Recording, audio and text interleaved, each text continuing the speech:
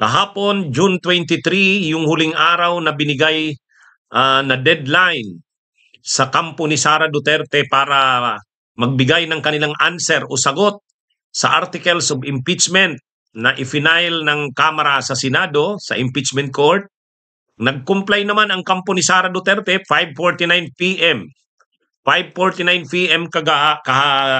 kahapon, dumating yung mga staff ng Fortune Narbasa Salazar law firm.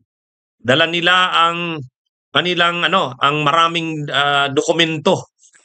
Ang tawag doon sa sagot nila, answer ad cutilam. Answer ad cutilam. Ang ibig sabihin ng ad cutilam, sumagot sila. Pero hindi ibig sabihin na kinikilala nila ang jurisdiction ng court, ng impeachment court. Yun ang ibig sabihin ng ad cutilam. Parang may reservation. Okay, sumasagot kami para lang hindi kami mateknikal, pero hindi ibig sabihin nito na wini-waive na namin ang pag-question ng jurisdiction ng impeachment court. Hindi ibig sabihin nito na anumang objection namin sa hinaharap ay hindi na pwede. Yun. Kumbaga, grabe ang kapapasiguro. Grabe ang kapapasiguro ng mga abogado ni Sara Duterte. Shout out Aldrin Cañete. Kumbaga, answer ad cutilam. Ibig sabihin, nag-answer sila, sumagot sila. Kasi kailangan nilang sumagot eh. Pero ad cutilam, ibig sabihin, hindi ibig sabihin na sumagot ay kinikilala na ang jurisdiction ng impeachment court. O kaya, hindi ibig sabihin na sumagot sila, hindi na nila pwedeng questionin ang iba pang mga bagay tungkol sa impeachment. Kumbaga, ad cutilam. Hindi rin natin ito maintindihan itong mga abogadong ito. Ang daming palusot, ang dami pang mga pasiguro. Sa bagay, alam nyo, kapag sumagot ka ng answer, napakasimple lang nun. Pero pag may ad cutilam, ay, wow, magaling itong si attorney. May answer ad cutilam, hindi rin namin naintindihan yan. Yun yata ang nagpapamahal sa bayad kila Fortune Narbasa at Salazar, yung ad cutilam. Alam nyo mga kabunyog, kung wala namang sala si Sara Duterte, matibay ang kanilang depensa, wala nang maraming chichiburichi, answer na lang. Di ba? Answer, wala nang ad cutilam. Anong ad cutilam? O sige, harapin natin yung na yan. Harapin natin yung mga prosecutors ng Kamara. Pakinggan natin, tingnan natin ang kanilang mga ebidensya, isa-isa nating sagutin. Ganon. Ganon sana. Kaya lang, ang dami. Hayaan natin sila. Alam nyo, ang mga abogado talaga, ang daming mga kabunyog, mga kababayan. Ang dami yan ng mga kung ano-anong mga termino. Kaya tuloy ang hirap ng intindihin. Ang maganda dito, ang rules ganito. Matapos makonvene ang impeachment court at makapanumpa ang mga senator judges, magpapadala ng summon sa impeach officer. So pinadalhan ng summon si Sara. Ang impeach officer o official ay may 10 days to submit his answer. O sinunod na yan. 10 days. Kahapon yung deadline. Okay, sumagot. Nagpadala sila ng tinatawag nilang answer ad cutilam. Ngayon, mayroon namang 5 days ang prosecution para sumagot. In-interview si Congresswoman Beatrix Luestro, isa sa mga prosecutors ng Kamara. Ayon kay Congresswoman Beatrix Luestro, handang-handa na silang sumagot. Yung 5 days na binigay sa kanila, okay na yon. Within 5 days, sasagot sila. O ito na. House prosecutors studying Sara Duterte's answer to impeachment articles to reply within 5 days. O yun. Ayan. Yan ang magaling, itong mga prosecutor. Wala nang marami pang mga chichiburichi. Okay? Natanggap na daw nila yung sagot ni Sara Duterte. Magbibigay din sila ng sagot nila sa sagot ni Sara. Kung si Sara Duterte binigyan ng 10 days, sila 5 days. Okay din lang yan. Hindi, certainly, yun ang narinig ko sa interview kay Congresswoman Beatrix Luestro. Certainly, we will file our answer within 5 days. So, certainly, sigurado daw silang sasagot within 5 days. Alam nyo mga kabunyog, mga kababayan, Itong mga nangyayari itong mga nangyayari na ito ngayon, 'di ba? Napapansin nyo, wala pa siya sa impeachment trial proper. Wala pa siya sa impeachment trial proper. Ano pa lang to, parang preliminaries, 'di ba? Preliminaries. Kailan nagsimula? June 9, 'di ba? June 9. Nung June 9, anong nangyari? Sumumpa si Chis Escudero bilang presiding judge. June 10, sumumpa yung mga senator judges. June 11, pinadalhan ng summon si Sara Duterte, di ba? June 11. Natanggap ni Sara June 13. 10 days yung binigay kay Sara na sumagot sa summon. Kahapon yun, June 23. Sumagot si Sara. 5 days naman yung binibigay sa prosecution. 5 days. Sasagot naman ang prosecution. Kaya ito mga kabunyog, mga kababayan, itong mga sinasabi natin, nakikita nyo yung pagsumpa ng presiding judge, yung panunumpa ng mga senator judges, yung pagsumon kay Sara Duterte, and within 10 days, sasagot si Sara, within 5 days, sasagot ang prosecution. Ito yung sinasabi natin na obligadong daanan, mga seremonya ito eh. Ito yung pagpapanimula ng impeachment trial. Ito yung sinasabi natin noon kay Chis Escudero. Kung pagkatanggap niya noong February 5, ginawa na tong mga to, gumulong na sana ang impeachment. Ngayon, hanggang ngayon, impeachment pa rin ang pinag-uusapan natin. Alam nyo ang nakalagay sa konstitusyon, hindi naman dapat patagalin ng impeachment. Kasi ang impeachment, hindi dapat makaabala sa pagtakbo ng bansa. Dapat na sa pinakamabilis na paraan, madispose yan, matapos yan. Kaya nga trial shall proceed forthwith. Kaya lang, itong si Chis, tinulugan. After 5 months, saka inaksyonan. Tapos ngayon, nasa preliminaries pa lang tayo. Sasagot si Sarang 10 days, sasagot ang prosecution 5 days. And yet, ang trial, magsisimula yung trial proper sa July 29 pa. Anyway, mga kabunyog, mga kababayan, handa na ang prosecution. Within 5 days, sasagot sila. Sabi ni Ronel Santiago, akala ko ba bloodbath? Baka sibat. Yun na nga eh. Ang gusto ng kampo ni Sara Duterte, dismissal. Dapat daw ibasura na yung impeachment na yan. Kasi from the outset, sa simula't-simula pa daw, walang bisa, null and void ab initio. Kasi hindi raw sinunod yung pagbabawal na dapat isa lang na impeachment complaint ang ipafile kada taon. Ay ito daw ang nangyari. 4 na impeachment complaints. Tapos itong pang-4 na impeachment complaint ang i-file bilang articles of impeachment. Kaya sabi ng kampo ni Sara Duterte na violate yung provision sa Constitution. Anyway, mga kabunyog, ang sabi naman yan, pinaliwanag na yan ni Retired Senior Associate Justice Carpio. Sabi ni Retired Senior Associate Justice Carpio, ang pagbilang o ang pag-count ng sinasabing 1-year bar rule, bawal mag-initiate ng 2 or more than na impeachment complaint sa isang taon. Kailangan isa lang. Paano mo masasabing magka-count na? Parang magka-count na yung bilang na isa. Kapag yung final na impeachment complaint nakarating sa Justice Committee. Kapag hindi naman nakarating sa Justice Committee ng House, hindi pa matitrigger yung pagbilang ng 1-year bar rule. So ngayon, yung 3 impeachment complaints na final, hindi naman nakarating sa Justice Committee. Kaya technically, hindi matitrigger yung 1-year bar rule.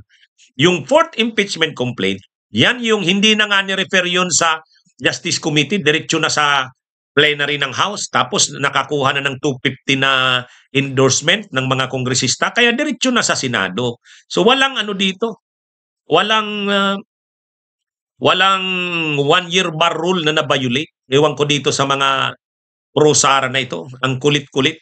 Malinaw naman ang nakalagay sa jurisprudence.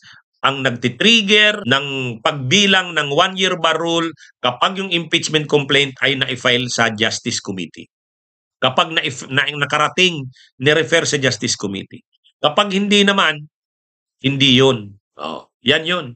Anyway, so ang maganda dito mga kabunyog, mga kababayan, handa na ang House. Sabi ng House, within 5 days, sasagot kami. Ha? Ano yan? Kaya nga ganito eh. Kaya nga ganito. Halimbawa, yung final ni, 'di ba may final din sana ni Cardema. May impeachment din sana si Cardema kay PBBM. 'Di ba? May impeachment din sana kay Cardema, si PBBM may impeachment din sana kay PBBM si Cardema. Nag-file siya sa impeach sa House. Itinanggap ba 'yon? Hindi tinanggap. Halimbawang tinanggap 'yon. Magti-trigger na ba ng pagbilang ng one-year bar? Hindi. Kasi hanggat hindi pa nire-refer sa Justice Committee, hindi pa bibilangin yung one-year bar rule. Yan yung ano. Anyway, mga kabunyog, mga kababayan, ang nangyayari dito, masyadong technical ito. Ang gagawin dito ng mga abogado ni Sara Duterte, gagamitin talaga lahat ng technicalities. Sa katunayan, yung mga sagot-sagot na ad kutilam, ano lang naman yun? Ang ibig niya lang naman nilang sabihin, sasagot sila kasi kailangan nilang sumagot, pero hindi ibig sabihin na hindi na nila questionin ang jurisdiction. Kaya nga, answer ad kutilam. Yan Yan ang title answer ad kutilam. Kumbaga, hindi lang yung answer.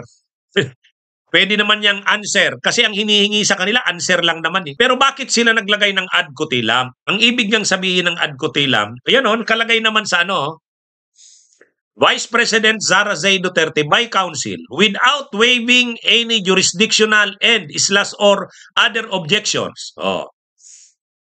Ibig sabihin, sumagot sila kasi pag sumagot ka na answer lang, hindi mo na pwedeng ma-raise yung ibang mga objections kasi nagsumagot ka na eh. Parang dito, niregister mo, sasagot kami kasi matiteknikal kami kung hindi sasagot. Pero ang sagot namin ito, hindi ibig sabihin na wini-waive namin ang any jurisdictional and/or other objections to this case. Yan yung ibig sabihin ng ad kutilam, nagpapasiguro. Ngayon, ang sabi ng mga abogado ni Sara, yung Fortun Narbasa Salazar, the fourth impeachment complaint must be dismissed because it is void ab initio for violating the one-year bar rule. Yan yung nakalagay Kumbaga, the fourth impeachment complaint must be dismissed dahil void ab initio. Yan. Anyway, ang pinaka-argumento nila, dapat ma-dismiss ang impeachment, yung impeachment complaint, yung articles of impeachment dahil nga void ab initio. Pasiklab, tama si Princess Shop. Pasiklab, alam nyo minsan ang mga abogado yung mga simple pinapakumplika. Kaya ako ayaw kong maging komplikado ang mga bagay-bagay. Ako pag nagdi-discuss ako, mga kabunyog, mga kababayan, hindi ako nagpapagaling, hindi ako naglalatin, hindi ako nag-i-English. Kasi mas gusto ko maunawaan ng tao ang mga paliwanag sa mga nangyayari. Yung mga legal issues, maintindihan ng simple. Kaya bakit natin kailangang pahirapan ang mga tao? Sa bagay, ikaw ba naman ang mahal-mahal ng bayad sa'yo? Dapat yung mga pleadings mo, gandahan mo, galingan mo. Yan mga kabunyog, mga kababayan. Ikaw ba naman? 16 ang lawyers. 16 ang lawyers ni Sara. Alangan namang libre yan. Ang mahal-mahal niyan. Sabi ni ilan ba yon? Sabi ni Heidi Mendoza sa isang post, na feature na daw dati yan si Attorney Fortun. Dati daw ang sinisingil niyan, ilan yon? 120 million ba yon? 120 million o 20 million? 20 million yata, sorry. Parang 20 million, di ba? Na-feature na daw yan si Fortun eh. Ang tinutukoy nating Fortune dito, hindi si Raymond. Si Siegfried. Magkapatid kasi yan, di ba? Siegfried at saka si Raymond.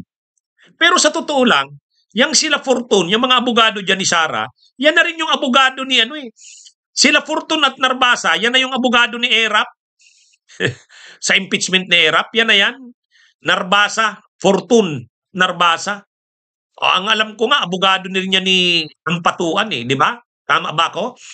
Di ba abogado ni Ampatuan yan? Si Fortune, si Philip Siegfried Fortune.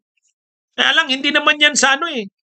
Hindi naman yan sa pagalingan ng abogado. Alam nyo, kahit magaling kang abogado, pag ang ebidensya sa iyo napakalinaw, wala yan. O tingnan nyo. O tingnan nyo yung kaso ni Antonio Sanchez. O di ba nagmamagaling si Panelo, magaling daw siyang abogado. Eh si abogado ni Antonio Sanchez, si Panelo, o naipanalo ba ni Panelo? Hindi, kasi napakalinaw ng mga testigo laban kay Antonio Sanchez. Yung sa ano, Aileen Sarmenta, di ba? Yung Aileen Sarmenta yun, di ba? Yung ni-rape at pinatay. No? Yung si Sarmenta, doon sa Kalawan. O, yung Ampatuan, o magaling yan. Ang humawak din ng kaso na yan, dyan na, si Fortune. Yan si Siegfried Fortune, yung abogado ni Sara. Pero naipanalo ba nila Fortune? Hindi, kasi napakalinaw naman ng mga ebidensya at testigo. Kulong din si Ampatuan, di ba, kikumaan. Kaya ang pagiging abogado, kahit pa sobrang galing mo, pag sobra naman ang ebidensya, ang hirap niyan. Yan yun. Kaya ito, sabi, wow, ang galing ng mga abogado ni Sara Duterte. Hindi pa galingan ng abogado yan. Kahit pag-aanong galing ng abogado, kahit graduate pa yan ng UP, tatalunin lang yan ng abogado ng galing UE. Ako, UE ako eh. Di ba? Di ba? Kapag kahit magaling kang abogado, UP ka, Bartap na chair ka pa, pero ang hirap naman ng kasong hawak mo dahil napakalinaw ng mga ebidensya, mabibigat talaga. O paano mo ipapanalo yan? Mahirap. Pareho lang namang mga libro ang pinag-aaralan namin. Di ba? Ganyan yan. Kaya nga, ang gagawin nila dito, si Erap, si Mendoza, tama, si Estelito Mendoza. Si Narbasa, dating Chief Justice yan, tumulong yan sa kaso ni Erap. Yung kaso ni Corona, ang abogado doon ni Corona, si dating Justice Secretary si Rapin Cuevas, ang galing nun, maraming bumilib doon. Sabi, ang galing ni Secretary Cuevas. Si Rapin Cuevas. O anong nangyari? Nanalo ba? Hindi. Kahit pa nga, 'di ba, ang kinasuhan doon sa impeachment si Corona, Chief Justice din 'yun. Chief Justice, kaya lang paano mo lulusutan 'yun? Una, napatunayan na si Corona ay may mga dollar accounts. At ang laman ng kanyang dollar accounts, kung ilang milyon yun, ang laki. Bakit hindi nakadeclare sa salin mo itong dollar accounts mo? Di hindi niya na maipaliwanag. Totoo ba na hindi ito nakadeclare? Yes. Di doon pa lang talo ka na eh. Hindi nakadeclare.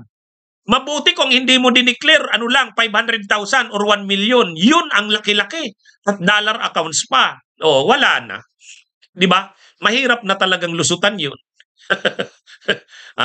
Di ba? Mga kabunyog, mga kababayan. Sabi ni Soklosen, kinote niya si Trillanes, nothing can defeat the convincing power of truth. Yun! Tama. Yun din ang ayaw mangyari ni Kaufman sa kaso kay Digong. Kaya ang gusto ni Kaufman, madismiss na yan. Sa issue lang ng jurisdiction, madismiss na. Kasi kapag nag-proceed sa trial proper, ay wala. Ang hirap. Nandun si Matubato, nandun si Las Cañas.